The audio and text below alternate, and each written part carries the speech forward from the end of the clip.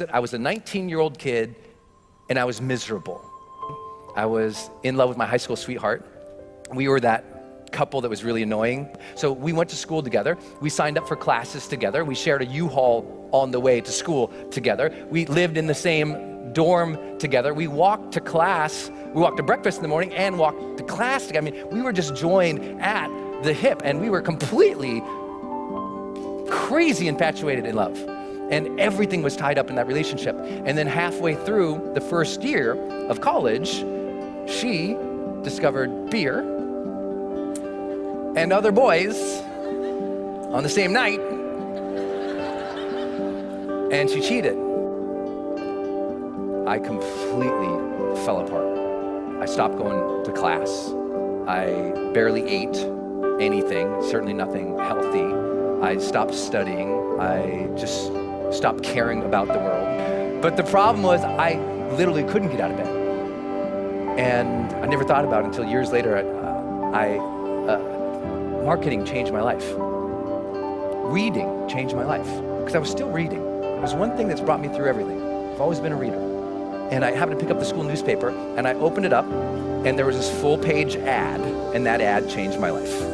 And it was this perfect white sandy beach, turquoise water, blue sky, a little wisp of a cloud, big green palm tree.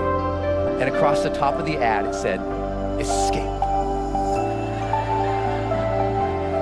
Students needed for summertime jobs in the Dominican Republic."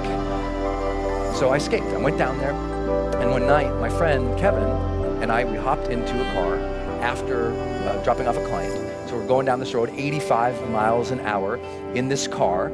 All the windows were open, and that air was coming in. That amazing humid, if you've been in the Caribbean, that just gorgeous, amazing humid air is coming in. And then we came upon a corner.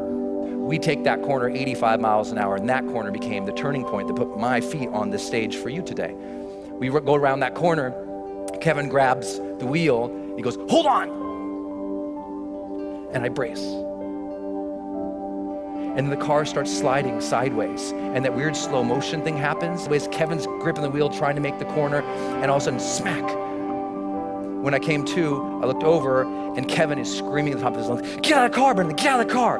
And I look over, and a whole big chunk of his head is open. And so I pull myself out of the windshield of this car, and he's screaming over here, and I stand up eventually on the hood of the car, and I look, and I notice all this blood on me. And I remember just looking down and that slow motion thing's happening. I just thought, did I even matter? And I start seeing all these images of my life when I'm surrounded by people that I care for. There's a cake in front of me. Here's my friends singing. My mom leading them in that goofy song. There's my sister, just swinging and smiling right next to me. And it makes you wonder, did I love? Did I love openly and honestly and completely? Or did I hold back because that one time I got hurt? And just as I was about to pass out, I noticed a glint, like a sparkle, something shiny, a reflection in the blood going off the hood of the car, and it made me look up. And there was this bright, big, beautiful moon that night.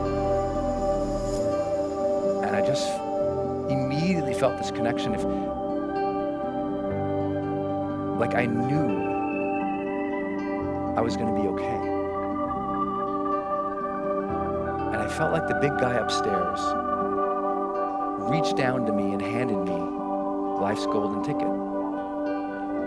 It was like he reached down and said, "Here you go, kid. You're still alive. You can still love and matter. But now you know the clock is ticking."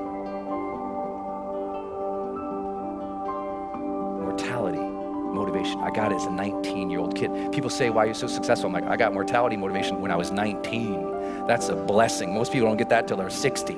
I got real lucky at that, but I got it too. I got it. Now, don't worry, Kevin and I, we both survived. See, I'm still here. It's okay. I made it through. Kevin made it through. We made it. But the one thing that I took away from that entire thing was that moment and those questions, because I remembered them and I thought about them as I was healing. I was like, what was that about? Why did I feel so unhappy with that moment? Because I thought, in the last moments of life, there must be this transcendence, and I was not happy. And I realized it was because of how I'd been living my life, and I wasn't living to my questions. I knew I got those questions. Did I live? Did I love? Did I matter? And as soon as I got that those were the questions I'm gonna evaluate myself with at the end of the life, it gave me the power of what my late mentor, Wayne Dyer, taught, the power of intention. I got it. Do you have this breath right now? A second chance doesn't happen once or twice, every single day. That breath you just took, feel it. What a blessing that is you got that life. What a blessing is you got that breath. What a blessing, because that means you still got time. That means you still got something inside. You got to work for it. You got to contribute for it. You got to give for it. You got to lead for it. You got to love for it, because you still have something not just in you, you're still here for a reason. And now you just got to earn that blessing.